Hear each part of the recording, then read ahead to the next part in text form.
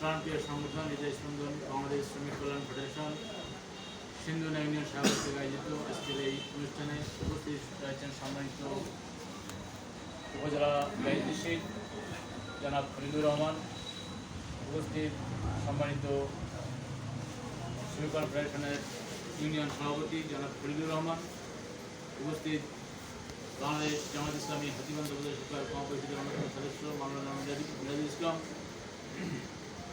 সাথে রয়েছেন সম্মানিত ডাক্তার রেজাউল করিম ভাই ও আজকের প্রোগ্রামের সম্মানিত অতিথিবৃন্দ। আমি আবারও সালাম জানাচ্ছি, আসসালামু আলাইকুম ওয়া রাহমাতুল্লাহ। মহান রব্বুল আলামিনের দরবারে লাখো কোটি শুকরিয়া যে আল্লাহ রাব্বুল আলামিন দিন কায়েমের এই আন্দোলনে আমাদের আহ্বানে সাড়া দেওয়ার সুযোগ করে দিয়েছেন, এই জন্য তার দরবারে স্বীকার করতে আলহামদুলিল্লাহ। রব্বুল সালাত পেশ করতে আমাদের নবী সাইয়্যিদুল মুরসালিন, যে নবী আমাদের জন্য আদর্শ, বিশ্ববাসীর জন্য রহমত স্বরূপ, সেই নবীর প্রতি দরুদ সালাম পেশ করছি। সম্মানিত উপস্থিতি, আমি আগেই আপনাদেরকে কিছু কথা তথ্য দিয়েছি যে শ্রমিক কল্যাণ ফেডারেশন বাংলাদেশ জামাত ইসলামী একটি সহযোগী সংগঠন। বাংলাদেশ জামাত ইসলামী বাংলাদেশে ইসলাম প্রতিষ্ঠার আন্দোলনের একটি সংগঠনের নাম।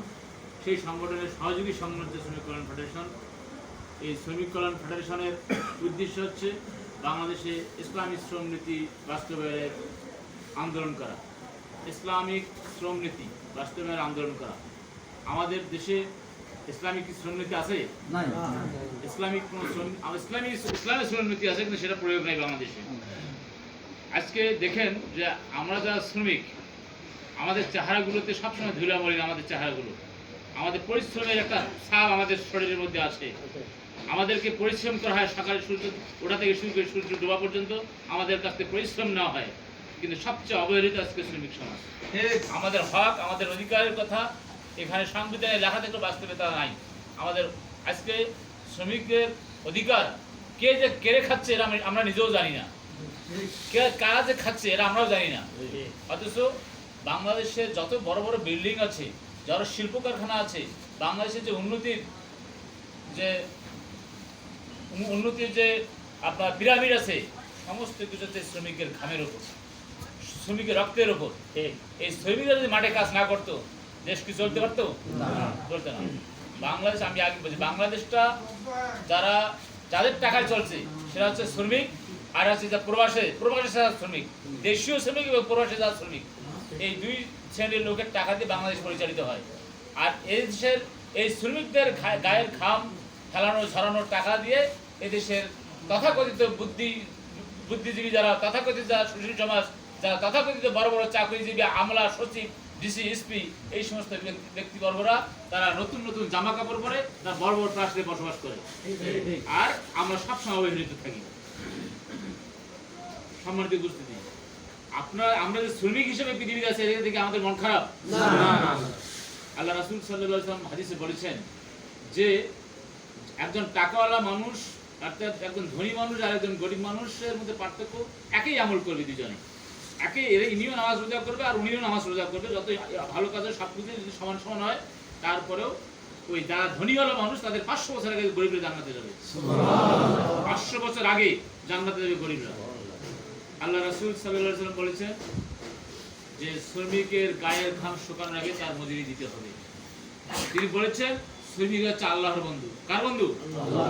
আল্লাহর বন্ধু। সুতরাং আজকে আমাদের হয়তো কষ্ট আছে, আমরা সারাদিন পরিশ্রম করি, কিন্তু আমরা হালাল খাই, তাই না? আমরা ঘুষ খাই না, আমরা কাউকে ঠকাই না। আমাদের শ্রমিক ভাইদের বেশি চাওয়া নাই। আমাদের শ্রমিক ভাইরা আমার মনে হয় যে তাদের চাওয়া পাওয়া হচ্ছে আমাদের দিন, আল্লাহ যেন আমাদেরকে সুস্থ রাখে, দিন মিলে দিন যদি আমরা ইনকাম করে আমাদের দিনগুলো পার হলে আমাদের যথেষ্ট। এটাই আমাদের চাওয়া। আমরা বড় বড় অট্টালিকা আমরা চাই না, আমরা বড় চাকরি চাই না। আমরা স্বাভাবিকভাবে একটা সুস্থতার সাথে আমরা যে আল্লাহর দেওয়া জমিনে আমরা কিছু নিজের হাতে কাজ করে আমরা চলতে পারি, এটাই আমাদের চাওয়া পাওয়া। এইটুকু আমরা পাই না। আজকে আমার অধিকারটুকু আমি পাচ্ছি না। এই অধিকারটুকু না, আমার অধিকার মানুষ কেড়ে কেড়ে খাচ্ছে। প্রিয় উপস্থিতি, তাই বাংলাদেশ শ্রমিক কল্যাণ ফেডারেশন এই শ্রমিকদের অধিকার সংরক্ষণের জন্য, অধিকার আদায়ের জন্য আপনাকে আজকে আহ্বান করছে।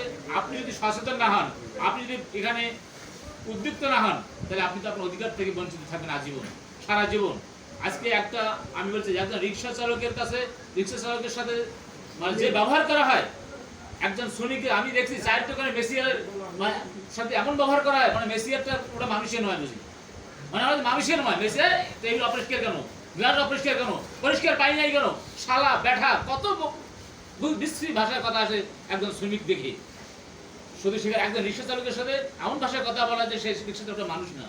এইরকম রাজমিস্ত্রি বলেন, দর্জি বলেন, যত শ্রমিক আছে এই শ্রমিকদের সাথে এমন ব্যবহার করা হয় যেটা যে ব্যবহারটা পশুর সাথে করা হয় না। এই জায়গায় যদি শ্রমিকেরা ঐক্যবদ্ধ না হন তাহলে আপনি মানুষের অধিকার আপনি পাবেন না, আপনি মানুষ হিসেবে মর্যাদা পাবেন না। এই জন্য আমাদের শ্রমিক যারা আছে তারা যদি সবাই ঐক্যবদ্ধ হই, আমাদের একই প্ল্যাটফর্মে দাঁড়াই, তাহলে আমরা আমরা আমরা একটা শক্তি, আমরা একটা বলিষ্ঠ কণ্ঠস্বর হবো, তাহলে আমাদেরকে অনেক হিসাবে নেবে। এই জন্য এই শ্রমিকদেরকে ঐক্যবদ্ধ হওয়া লাগবে। আমি যেটা বলতে চাই, আল্লাহ রাব্বুল আলামিন বলছেন যে ওয়াল আসরি ইন্নাল ইনসানা লাফি খুসর, সময়ের কসম সকল মানুষগুলোর ক্ষতির মধ্যে, ইল্লাল্লাযিনা আমানু ওয়া আমিলুস সালাহ ওয়া তাওয়াসাউ বিল হাক্কি ওয়া তাওয়াসাউ বিস সাবর। তবে ওই সমস্ত ব্যক্তি ক্ষতির মধ্যে নাই যারা ঈমান এনেছে, সৎ কাজ করেছে, আর হকের পথে থেকেছে, আর সে পথে ধৈর্য ধারণ করেছে, এই ব্যক্তিরা ক্ষতির মধ্যে নাই। তাছাড়া সকল মানুষগুলো ক্ষতির মধ্যে আছে। ডিসি, এসপি, মিনিস্টার, মন্ত্রী, প্রধানমন্ত্রী যারা আছেন, যত ভালো অট্টালিকাওয়ালা লোককে দেখেন, যত টাকাওয়ালা সম্পদশালী মানুষকে দেখেন, যত ভালো ভালো ব্যক্তিদেরকে দেখেন, আল্লাহ কসম করে বলছে ওয়াল আসর, সময়ের কসম, ইন্নাল ইনসানা লাফি খুসর, সমস্ত মানুষগুলো ক্ষতির মধ্যে, সমস্ত মানুষগুলো ক্ষতির মধ্যে আছে। আজকের যিনি ডিসিএসপি, আজকের যে টাকাওয়ালা, আজকের যে আপনার সম্পদশালী, তারা কি সফল? আল্লাহ বলছে তারা সফল না, তারা ক্ষতিগ্রস্ত। ওই ব্যক্তিরাই সফল যারা ইমানদার, যারা ইমান এনেছে, যারা সৎ কাজ করেছে, যারা হকের পথে থেকেছে, আর যারা ধৈর্য ধারণ করেছে। তাহলে আমাদের এখানে সফলতার মানদণ্ড টাকা পয়সা না, সফলতার মানদণ্ড কোনো অট্টালিকা বাড়ি না, সফলতার মানদণ্ড আপনার চেহারা না, সফলতার মানদণ্ড হচ্ছে ইমান, সফলতার মানদণ্ড হচ্ছে সৎ কাজ, সফলতার মানদণ্ড হচ্ছে হকের পথে থাকা, সে পথে ধৈর্য ধারণ করা, এটা হচ্ছে সফলতার মানদণ্ড। এই জন্য আমি অনুরোধ করবো আপনাদেরকে, যেহেতু আল্লাহ রাব্বুল আলামিন বলেছেন সমস্ত মানুষ ক্ষতির মধ্যে, এই সমস্ত ব্যক্তি ছাড়া, তাহলে আমরা কি ক্ষতির মধ্যে থাকতে চাই? চাই না। সম্মানিত বুঝতে, আপনি অনেক পরিশ্রম করে গায়ের ঘাম মাটিতে ফেলে আপনি যে ইনকাম করেন, এটি নিঃসন্দেহে হালাল ইনকাম। এই হালাল ইনকামের সাথে যদি আপনি একটু অন্যায় মিশাই দেন, তাহলে আপনার হালালটা হারামে পরিণত হয়ে যায়।